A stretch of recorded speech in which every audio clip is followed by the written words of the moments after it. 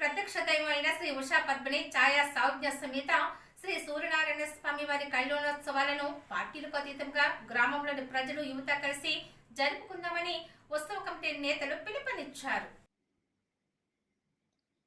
తెదుపూడి మండలం గొల్లల మామిడాడలో ఆదివారం శ్రీ ఉషా పద్మిని ఛాయా సౌజ్ఞ సమేత శ్రీ సూర్యనారాయణ స్వామి వారి కళ్యాణోత్సవాలను ఫిబ్రవరి 8వ తేదీన జరుపుకునేందుకు ఏర్పాట్లు చేసిన ఉత్సవ కమిటీ సమావేశంలో ఉత్సవ కమిటీ నేతలు మాట్లాడుతూ శ్రీ ఉషా పద్మిని ఛాయా సౌజ్ఞ సమేత శ్రీ సూర్యనారాయణ స్వామి కళ్యాణోత్సవాలను పార్టీలకు అతీతంగా గ్రామంలోని ప్రజలు యువత కలిసి జరుపుకుందామని పిలుపునిచ్చారు.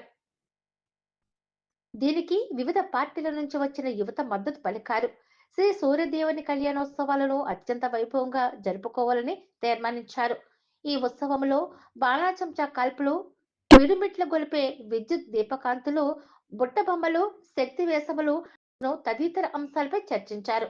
ఈ కార్యక్రమాలలో గొల్లల మామిడాడ శ్రీ సూర్యదేవ యూత్ సభ్యులు పాల్గొన్నారు.